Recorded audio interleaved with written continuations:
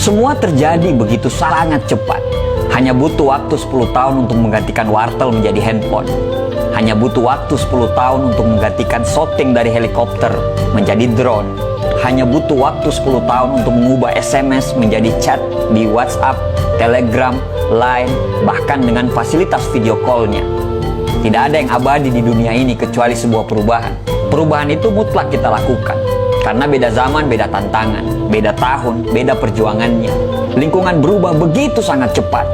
Bersiaplah untuk punah kalau kita tidak mau berubah.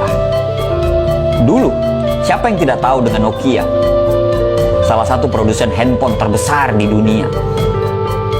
Dan hampir semua orang di dunia ini memiliki handphone tersebut. Bahkan, handphone tersebut menjadi impian oleh orang-orang. Tapi, kenapa perusahaan yang begitu besar bisa terjatuh? Apakah mereka melakukan kesalahan? Tidak. Mereka tidak pernah melakukan kesalahan. Tapi kekeliruan mereka terlalu nyaman sehingga lupa untuk berubah seiring dengan tren masa kini. Akibatnya, perusahaan mereka digilas oleh pesaing lain dengan sangat cepat. Ketika perusahaan produsen ponsel lain sibuk mengeluarkan ponsel Android yang terbaru, Nokia masih sangat nyaman dengan ponsel-ponsel buatan mereka. Dan akhirnya, sekarang mereka menjadi perusahaan pesakitan. Coba bayangkan apa yang terjadi jika Nokia dengan segera mengeluarkan ponsel Android ketika sistem operasi buatan Google itu booming.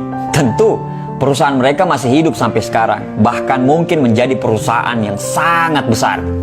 Satu pelajaran yang paling penting dari kisah kejatuhan Nokia tersebut adalah jika kita tidak berubah seiring dengan perkembangan zaman dan waktu, kita akan keluar dari kompetisi. Kisah jatuhnya Nokia tersebut patut dijadikan pelajaran. Tidak hanya untuk perusahaan-perusahaan individu di luar sana, bahkan untuk individu diri kita sendiri.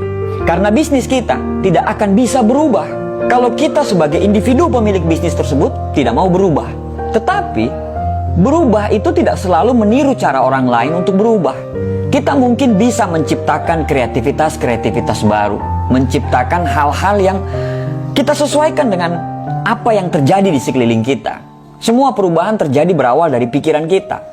Jauhi hal-hal yang membuat pikiran kita menjadi buntu. Dan yang paling penting, jangan terlalu asik dengan keberhasilan masa lalu. Karena harus kita ingat bahwa apa yang pernah kita dapatkan di masa lalu belum tentu bisa kita dapatkan di masa saat ini. Jangan kaku, jangan keras kepala, dan jangan menganggap apa yang Anda sudah lakukan itu benar. Mungkin memang cara itu sukses di masa lalu, tapi belum tentu bisa sukses dipakai pada masa sekarang. Maka, adaptiflah terhadap semua perubahan yang terjadi.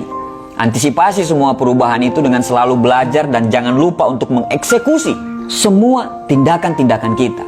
Karena pemikiran hanyalah ilusi apabila kita tidak mengeksekusinya.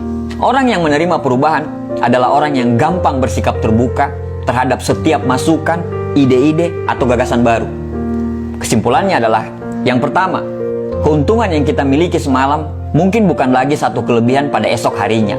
Jadi, jangan berbangga-bangga dengan kelebihan semalam dan lupa memperbaiki diri. Yang kedua, untuk berubah, kita harus menerima bahwa cara kita itu salah atau sudah tidak relevan lagi. Ini berarti memang perubahan itu sesuatu yang sangat susah. Tapi, jadikan kisah Nokia tadi sebagai pelajaran dan jangan sampai sudah mau tenggelam, baru kita ingin naik ke permukaan. Jangan pernah berhenti belajar, supaya kita selalu bisa adaptif dengan semua perubahan.